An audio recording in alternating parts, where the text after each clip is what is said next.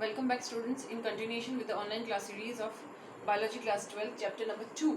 And in our previous class we have already discussed the double fertilization event that has taken place, which is what is to say, that is, it is a phase of the fertilization event, and we have already studied about what are the outcomes, what are the resultants of the double fertilization events, and what is the significance of the double fertilization event in the angiospermic plants. Now today again we are just going to recall what were the outcomes, what are the results which are going to be included in the post-fertilization events. Now, when we are talking about the post-fertilization events,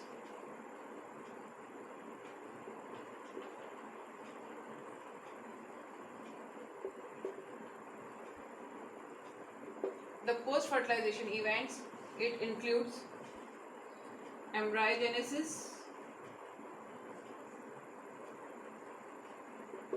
and differentiation.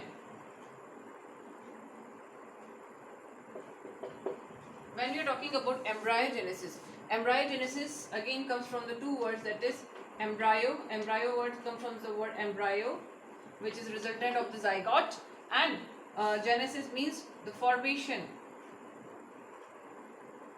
That means it is the formation of the embryo and its development and maturation.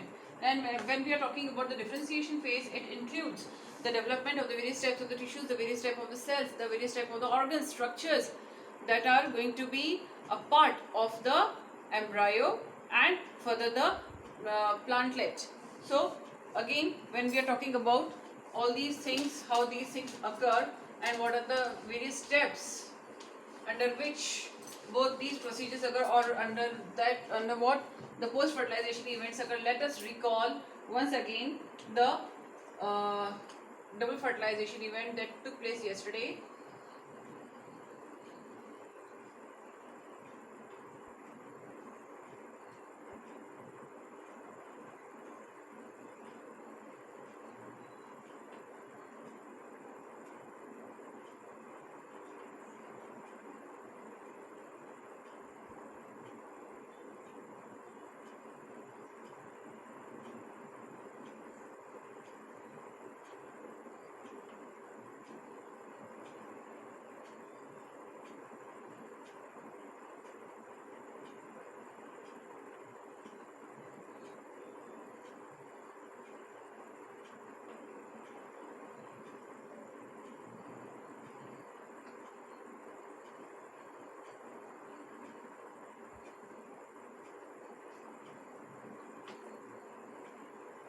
So this was the actual position where the pollen tube was formed and the male gametes were fused with the the egg cell.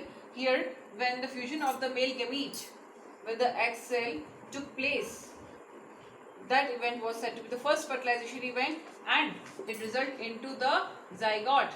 Egg cell is going to result into the zygote. Then another another male gamete later came, and it passed through the whole of the pathway through the pollen tube, and then it reached to the central cell where the two polar nuclei were already present, and then it went over there and it fused with the two polar nuclei, resulting into the triple fusion and resulting into the triploid nucleus, and this fusion is known as a triple fusion. This triploid nucleus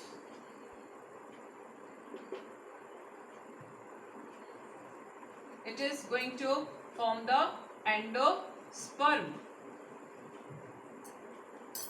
The rest part, that is after the double fertilization events has taken place, then the rest part, that is the stigma, the style, the pollen tubes, all of them degenerate.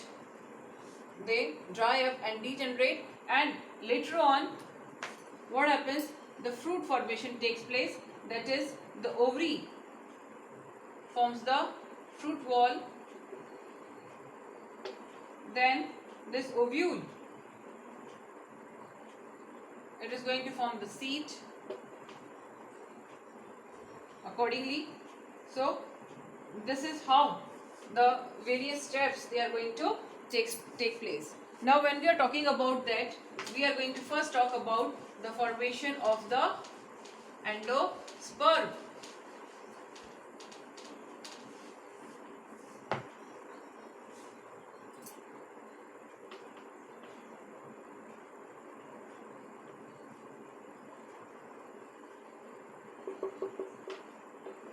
as we've already talked about, that the formation of the endosperm takes place by the formation of the triploid nucleus. When this triploid nucleus is formed, it undergoes rapid divisions. Triploid nucleus, it undergoes rapid nuclear divisions to form a number of nuclei, and this stage is known as the free nuclear stage, free nuclei stage, and a large number of free nuclei is formed. And later on, cell walls are being deposited around these nuclei. Then it is known as the cellular endosperm. That is cell wall formation takes place, which results into the cellular endosperm. We can see both these stages, that is the free nucleus stage and the cellular endosperm stage, in the coconut. The liquid portion of the coconut that we see is the free nuclear stage, or the free nuclear stage in which a number of the nuclei are present, and the white portion of the coconut, that is the white kernel that we people eat, is known as the cellular endosperm, where the cell walls have been deposited all around the the nuclei. So this is all about the formation of the endosperm. The basic function of the endosperm is to provide nutrition to the developing zygote and the triploid nuclear rich cells, the triploid cells that are formed due to the all these events. They are very much rich in the nutrient material which provide nutrition to the developing embryo all throughout the time. Now here also conditions occur where the whole of the endosperm is utilized during the embryo development, that is for example, that is groundnut, etc.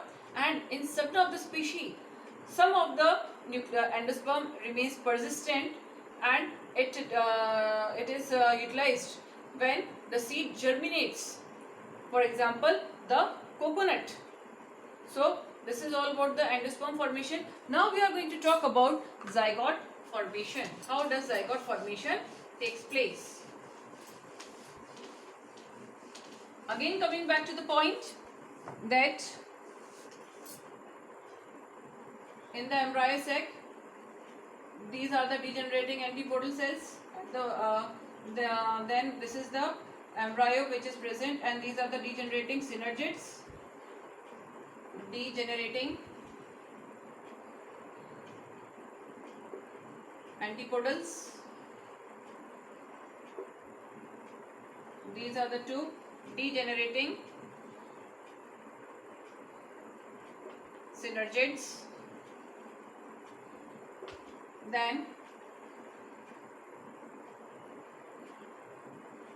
this is the zygote, and this is going to be formed as the endosperm, or we can call it the PEN. It is the primary endosperm cell. Primary endosperm cell containing in it the PEN, that is the primary endosperm nucleus. This diagram tells us that the antipodal cells that were present at the chalazal end starts degenerating soon after the zygote has formed, and then the synergids which were required to guide the pathway to the pollen tube, they also start degenerating. Means all of the rest of the structure, they start degenerating within the endosperm, within the embryo sac, and only the zygote and the PEN and or the primary endosperm cell, they remain and they keep on developing. So now further, this is the pro-embryo stage, what we known as, this is known as the pro-embryo stage. After this comes the globular stage, in which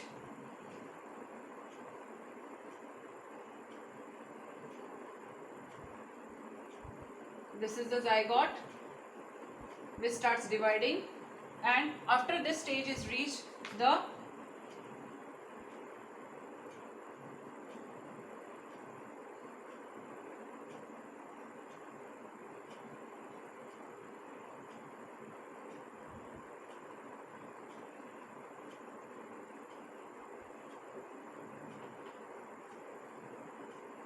these are the suspensor cells. This is the globular stage. Then here comes the heart-shaped stage.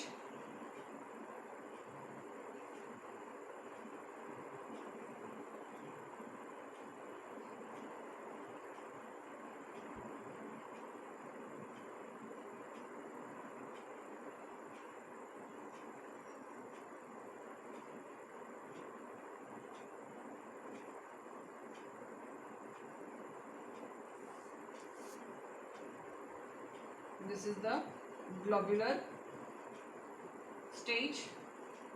This is the heart-shaped stage. And from here only the formation of the seed or the zygote take place. That is, here it is going to produce the plumule, it is going to produce the embryonal axis having the plumule, the radicle, the cotyledons, etc., etc. Now when we are talking about the embryo,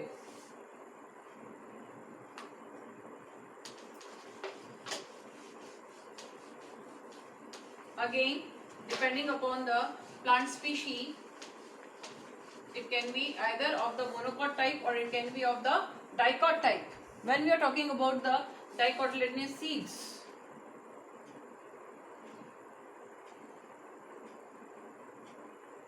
dicotyledonous embryo containing two cotyledons, these are the two cotyledons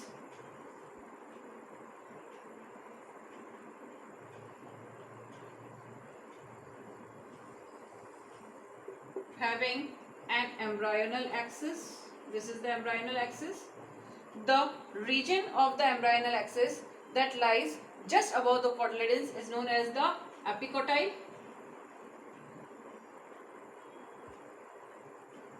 And it further terminates into the plumule, which further terminates into the stem portion. Then the region lying just below the level of the cotyledons, they are said to be the hypocotyle.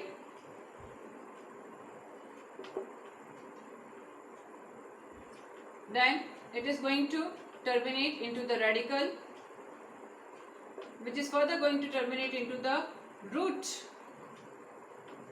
having a root cap. This is the structure of a dicotyledonous seed or a dicotyledonous embryo. Now when we are talking about the monocotyledonous seeds, dicotyledonous seeds or where do we find these dicotyledonous? In most of the angiospermic plants, they are dicots. For example, groundnuts, pulses, etc., etc. And when we are talking about the monocots, they basically belong to the grass family, members of the grass family. It is having an enclosed, these are the leaf primordials.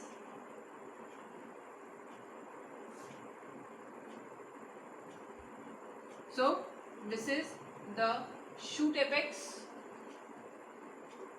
these are the leaf primordia.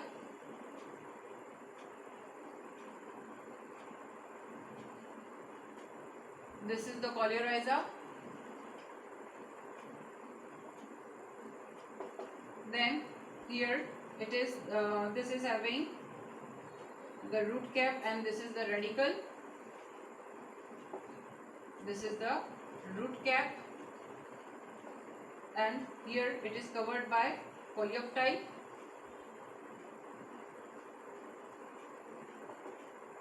This is the epicotyle region, and this is known as the scutellum. Monocot means a single and those embryos which contains only a single cotyledon, and here the cotyledon, it is said to be the single cotyledon is said to be the scutellum. Again, the embryonal axis, it is again divided into epicotyle region and the hypocotyle region. The epicotyle region contains the shoot apex, which is covered with the leaf primordia, and all of them, that is the shoot apex and the leaf primordia, are very well protected, well enveloped by the coleorhiza. Then the lower portion of the embryonal axis, it is terminating into the radicle, which is again covered with the root cap. Both of them, these are shielded up with a region which is known as the coleoptile. Basically, the monocots, as I said, they are the examples of the members of the grass family, such as the wheat, rice, maize, etc. So now in our next video, we are going to talk about the various types of the seeds and the various types of the fruits that are found, and various other things. Thank you.